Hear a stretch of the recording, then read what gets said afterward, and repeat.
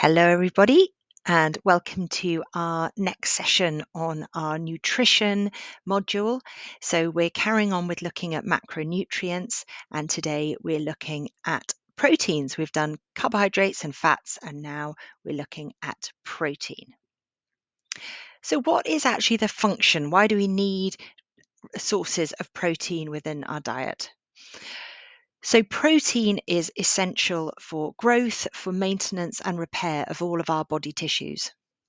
It's also part of every living cell that we've got, and it predominantly is the building blocks of tissues such as our skin, our muscles, tendons, ligaments, as well as things like hair and part of the core of our teeth and bones. So, involved in so many different structural parts of our body.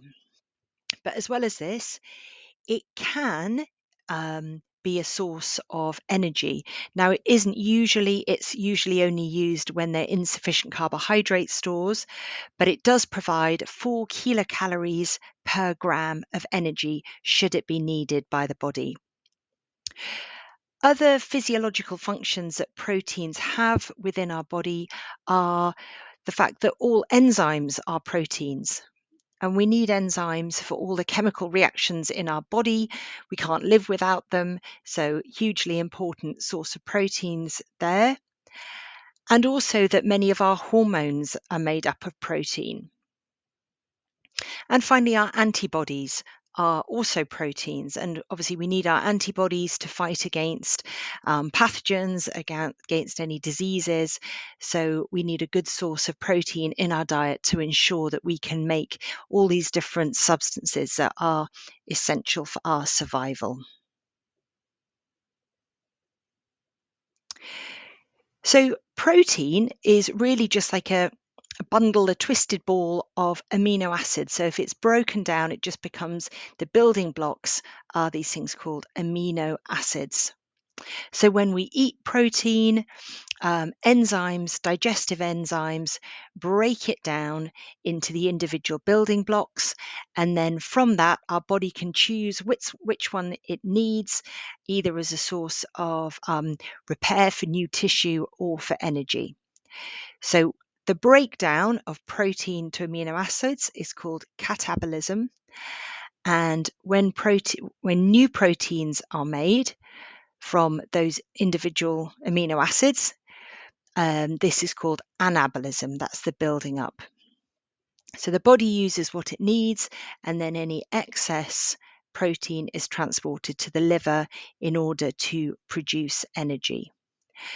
So you can just see from the picture below, individual amino acids join together during anabolism to form long connected chains in a particular order, depending on what protein we need, called a peptide.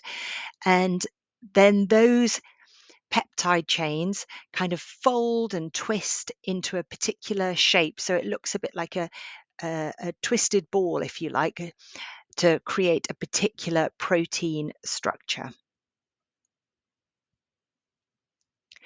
So proteins are made of amino acids, and there are 20 different amino acids that usually take part in protein structure.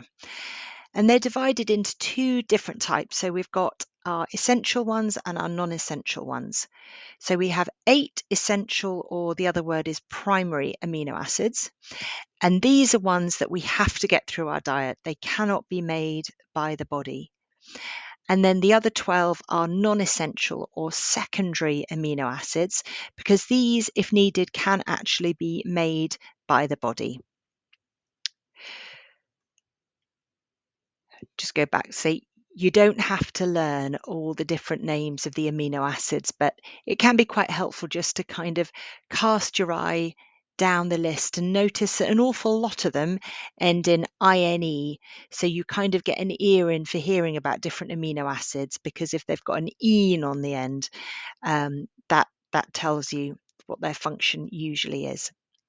Okay. So how do we get these sources of protein? So we've said we need those essential ones we need to have as part of our diet. So Animal proteins are often the easiest way to get our complete set of proteins. So, for example, when we eat meat products, fish, poultry, dairy, eggs, coming from an animal source, it kind of makes sense they're going to have the complete set of proteins.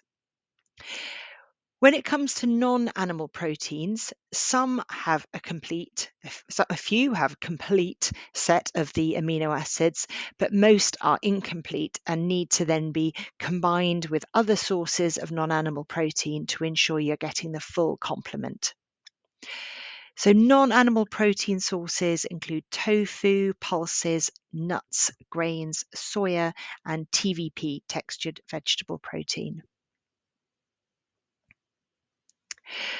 So as we've said, for the primary, we must get those from food, and some sources have better than others. And the best, as I said, are the animal proteins and also soya-based products. They too have the full complement of amino acids, essential and non-essential. The incomplete proteins are ones that lack some of the amino acids, and examples of these are beans, nuts, grain, seeds, and corn.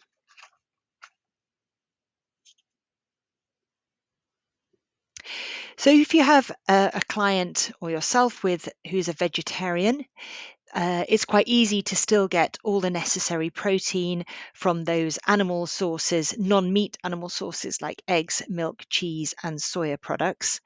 And then also a combination of the incomplete proteins, so cereals, beans, nuts, etc. So examples of those might be toast and peanut butter, or vegetable chili and rice, or beans on toast, or lentil soup that's got some sort of cereal grain in. So there are quite easy combinations to ensure you get, or you can advise on the full set of amino acids.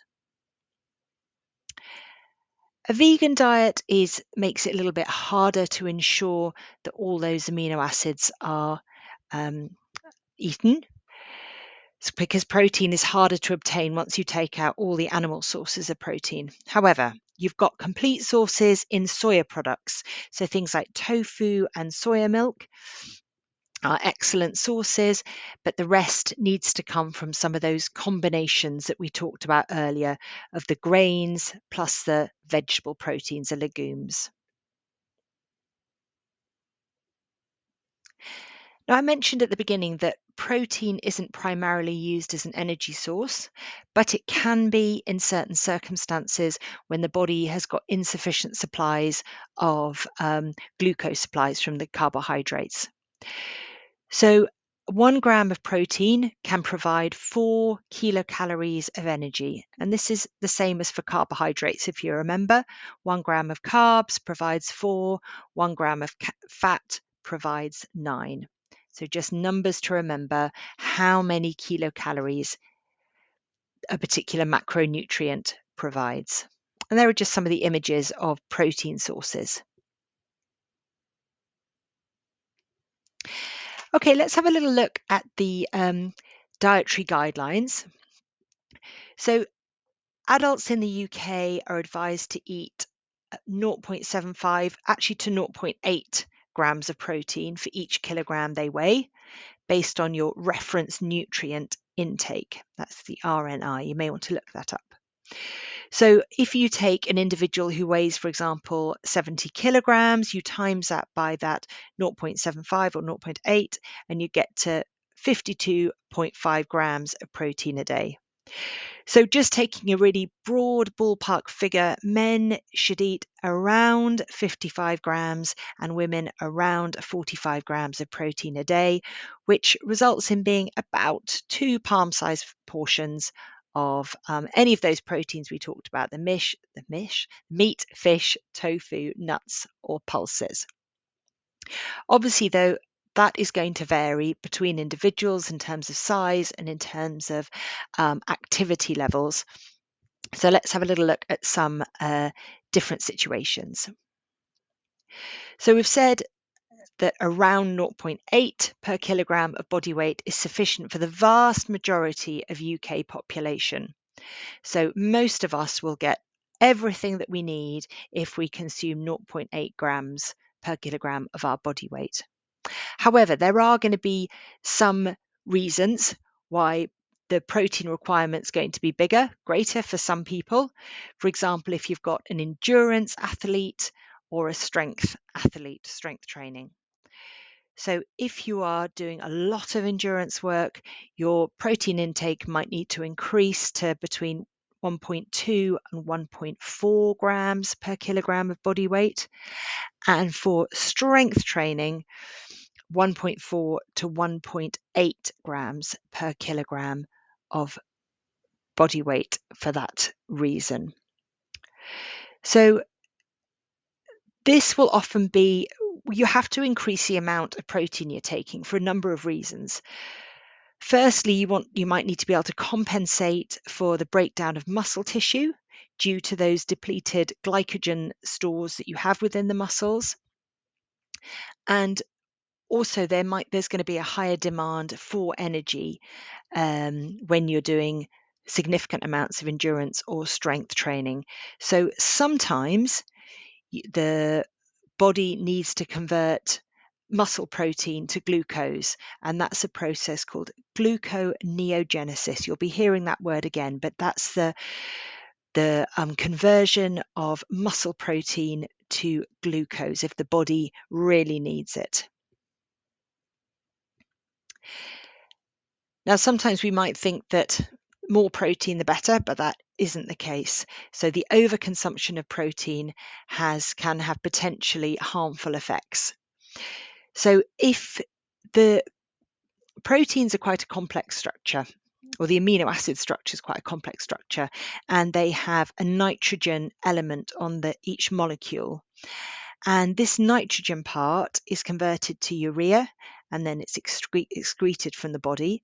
But if they're very high levels of nitrogen and urea, this can be harmful for people who already have some liver and kidney disorders.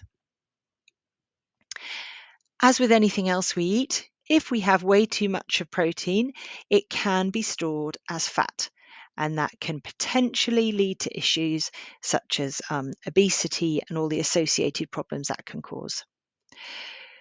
And particularly if you're eating high amounts of animal protein, some animal protein can have high levels of saturated fat, and that then has the associated risk of coronary heart disease.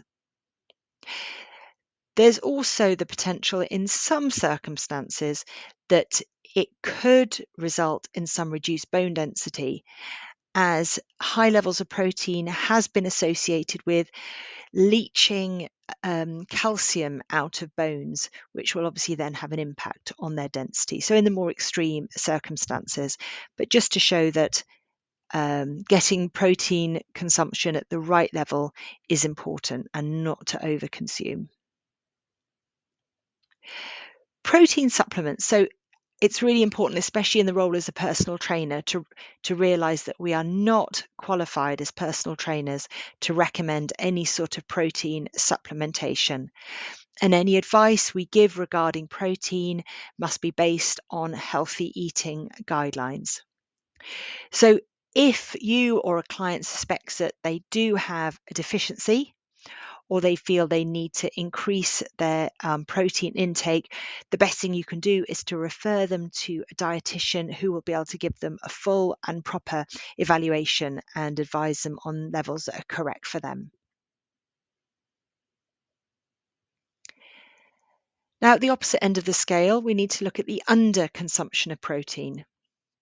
Now, actually, underconsumption is really quite rare in most countries around the world, that we have good sources of protein in a huge amount of our food. So most people do get the amount of protein that they need. But if there isn't, then it would lead to reduced growth in children, because we've learned that protein is important for growth and for repair. It can lead to muscle loss in adults. So if we're not eating enough protein, we're not going to be able to build the muscle, and the muscle that we do have could be used for energy. And it also makes us more susceptible to disease. If you remember, I said that our antibodies are made up of protein. So if we're not eating protein, we can't build our antibodies, which give us our resistance to disease. So I just put this in as a kind of a recap, main points to remember. So the main function of protein is growth and repair of body tissue.